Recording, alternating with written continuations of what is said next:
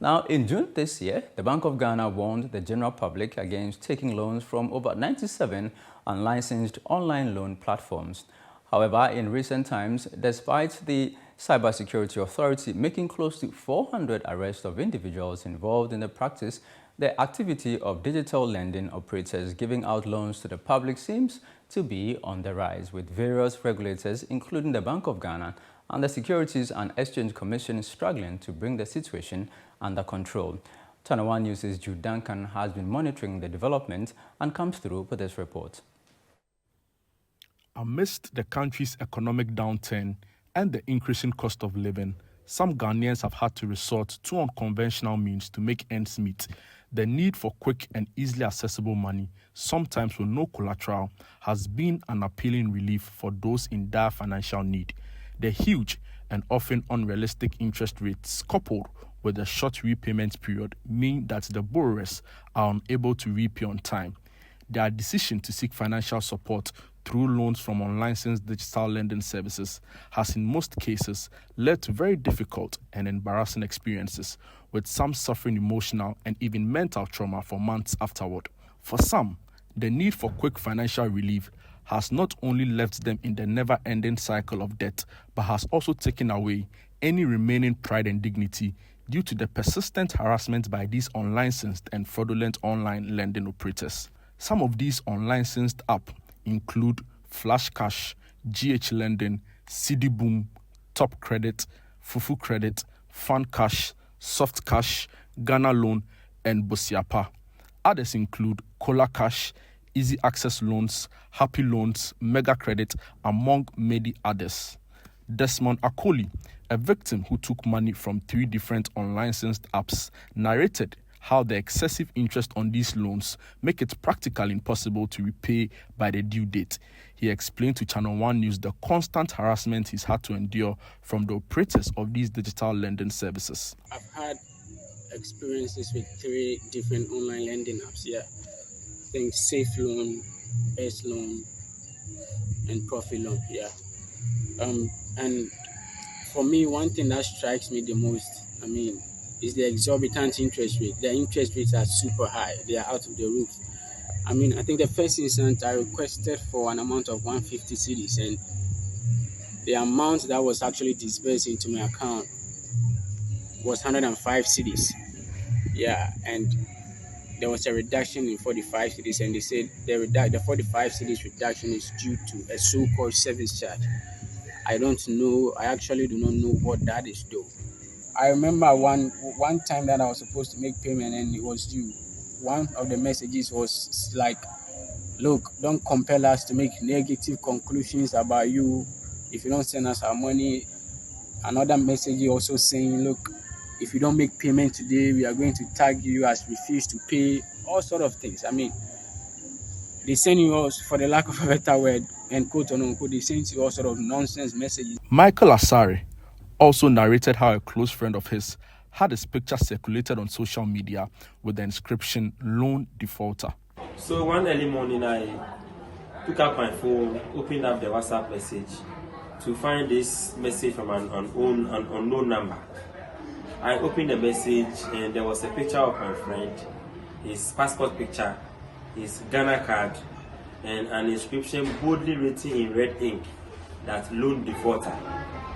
And there was another message followed that said that if I should know the person, I should tell that person to settle the loan he owes them, else they will keep on disgracing him.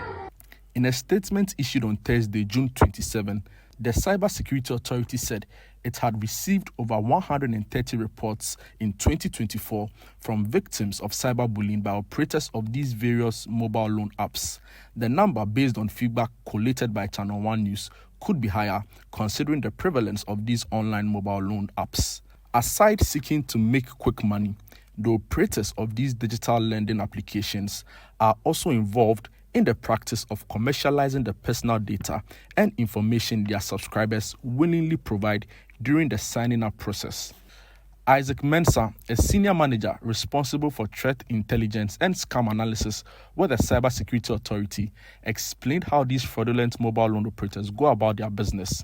According to him, The operators of this app employed a tactic of threatening to circulate actual or fabricated nude photos of the victim on social media to bully loan defaulters. Several of the complaints that we've received engaging the victims, they are very much aware of the risks involved in what they do. However, they still go in for them. I believe it's there are also social engineering ways around it, because some of them are actually lured because of sometimes the ease of gaining access to these loans is one of the factors actually that we have realized is letting or getting people involved in it, because you only just upload your Ghana card, and then with that you are able to access the loans.